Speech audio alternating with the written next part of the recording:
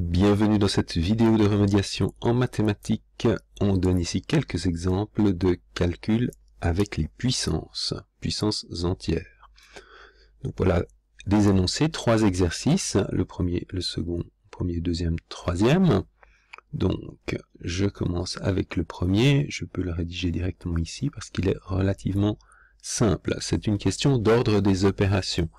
Donc, si j'analyse en fait les 3 exercices qui sont proposés, je me rends compte qu'il y a des nombres et des opérations. Il y a ici un symbole plus, donc une somme, un symbole fois, un produit à gérer, un exposant donc des puissances, des symboles moins, des soustractions, et la barre ici qui peut être interprétée comme une barre de division. Donc j'ai les 4 opérations plus la puissance. Donc l'ordre des opérations est à considérer. Et puis la gestion des parenthèses. Donc premier exemple simple, je n'ai que, entre guillemets, 1 plus 1 fois une puissance. L'ordre des opérations me dit que je dois d'abord traiter la puissance. C'est-à-dire que c'est comme si ici, j'avais une parenthèse invisible qui me dit que je dois d'abord traiter le puissance 4. Ça va donc faire 1 plus 5 fois 2 puissance 4, 2 fois 2, 4 fois 2, 8 fois 2, 16.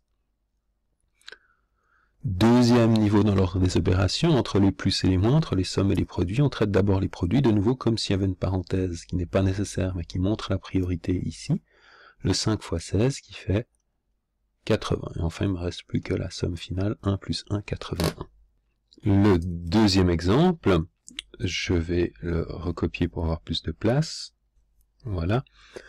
Donc, j'ai ici, à nouveau en termes d'opération, si je dois décider à quel type de famille appartient ce calcul globalement, vraiment si je le vois comme un seul calcul, il y a des fois des puissances, des moins, des divisés, mais le symbolisme de cette grande barre de fractions ici me dit que, en termes de priorité, j'ai d'abord l'ensemble du numérateur qui est ici en haut, qui est divisé par l'ensemble du dénominateur qui est là. Donc, ce calcul proposé est d'abord un quotient, c'est-à-dire le résultat d'une division. Donc je vais m'occuper de maintenant travailler sur le numérateur et le dénominateur.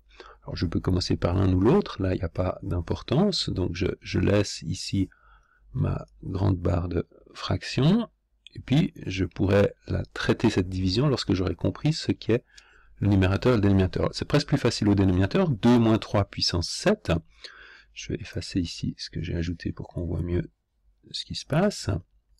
Donc 2 moins 3 puissance 7, j'ai une parenthèse, donc je traite toujours d'abord les parenthèses. Ce qui est à l'intérieur de la parenthèse est égal, bien sûr, à moins 1.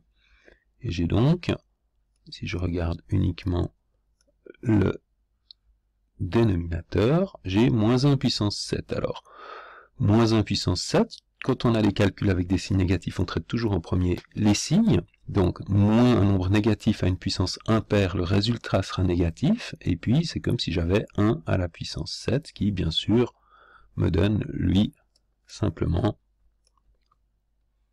1.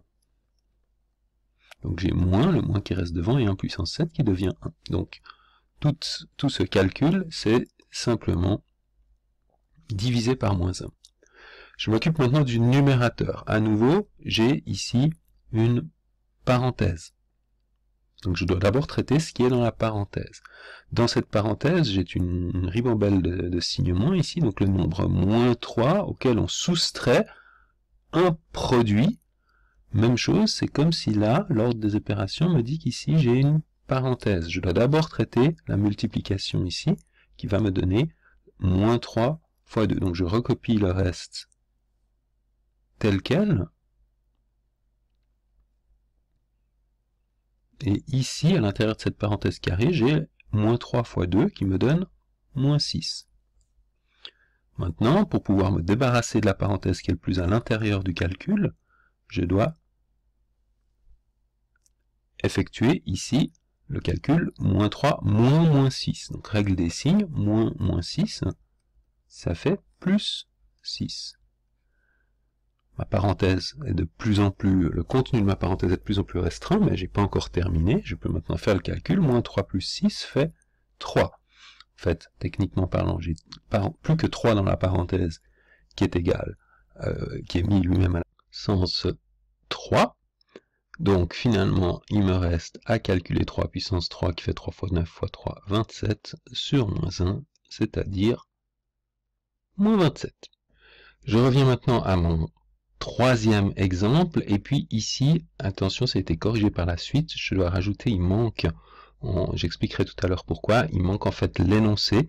On ne va pas demander de faire le calcul complet de ce qui est proposé ici, on verra après dans le détail pourquoi c'est pas une très bonne idée de demander le calcul. Ce qu'on va demander c'est un peu différent, c'est, une phrase un peu compliquée, écrit sous forme d'un quotient de produit de puissance positive de nombres premiers. Alors on va pas essayer de, dans un premier temps, tout de suite décortiquer cette phrase un peu compliquée, mais on va regarder concrètement de quoi il s'agit ici. J'ai donc un quotient avec un numérateur ici et un dénominateur.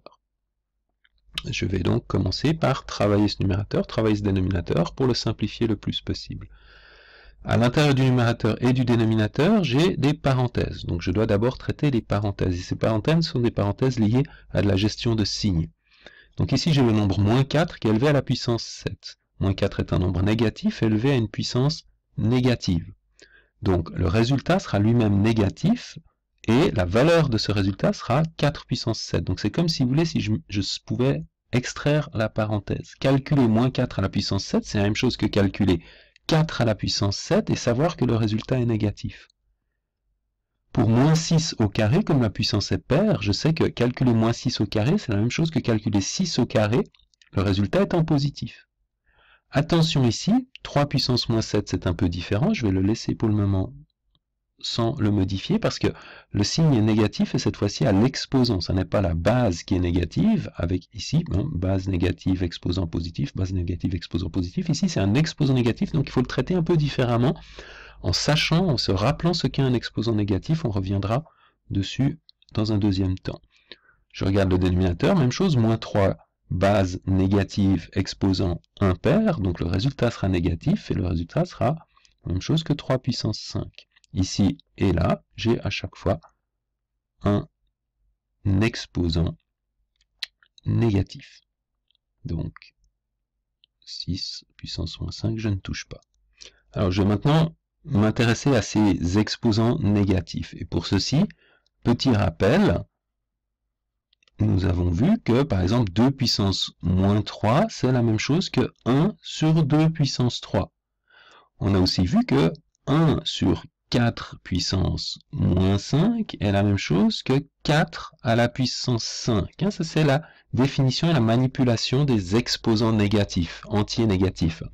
D'ailleurs, s'ils ne sont pas entiers, c'est la même chose. Mais on parle ici, on n'a parlé que des entiers. Donc, ça veut dire que lorsqu'un exposant est négatif, on peut transformer le calcul en rendant cet exposant positif, pour autant qu'on change le rôle numérateur-dénominateur. Donc, s'il est déjà ici 2 puissance moins 3, c'est comme 2 puissance moins 3 sur 1, je peux voir ça comme une fraction, et en faisant passer du numérateur au dénominateur, l'exposant change de signe. Ici, j'ai dès le départ une fraction dans laquelle c'est au dénominateur que j'ai un exposant négatif, il va devenir positif en changeant le rôle numérateur-dénominateur, si je peux me mettre divisé par 1, ce qui n'est pas nécessaire. Donc, si j'applique ceci à mon calcul, je vais avoir moins, alors le 4 puissance 7 ici, si vous voulez, pour bien comprendre ce qui s'est passé, j'avais là le signe moins qui est devant tout ce calcul, par priorité des calculs. J'ai d'abord les multiplications, donc j'ai 4 puissance 7, j'ai plus besoin de mettre la parenthèse là, ici j'ai 6 puissance moins 2, et puis alors, je vais faire la place, même chose en dessous, j'ai un résultat négatif et j'ai toute cette chose à calculer, le 3 puissance 5 est là.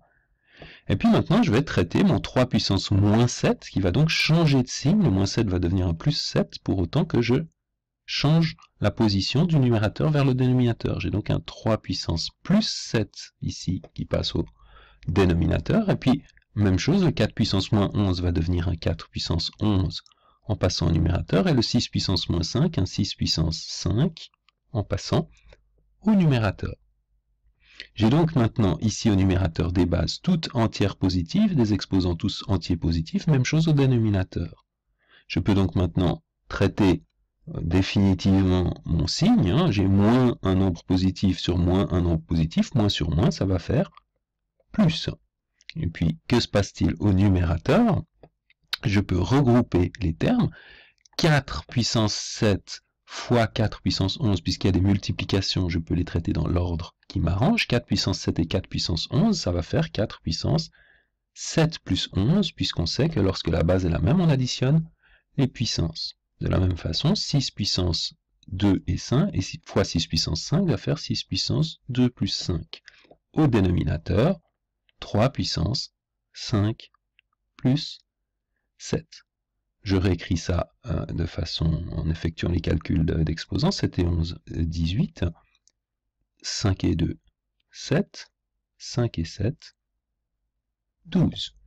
Alors, on pourrait s'arrêter là, écrire sous forme d'un quotient. Donc un quotient, c'est bien, j'ai un seul quotient.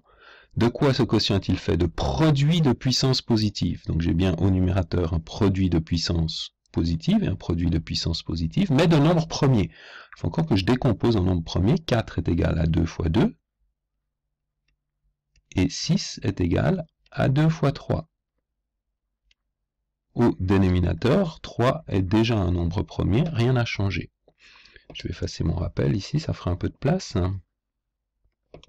Et donc, propriété des puissances, a fois b puissance n est égal à an fois bn, et puisqu'il y a un fois ici, je peux écrire cette expression sous cette forme-là. Par exemple, il y a d'autres façons de faire. C'est un 18, là, même chose pour le 2 ici, 2 puissance 7 fois 2, 3, pardon, puissance 7, 8 sur 3 puissance 12.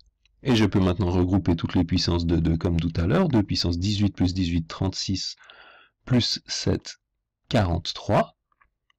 Et 3 puissance 7 sur 3 puissance 12. Est-ce que je vais avoir la place? Oui, tout juste.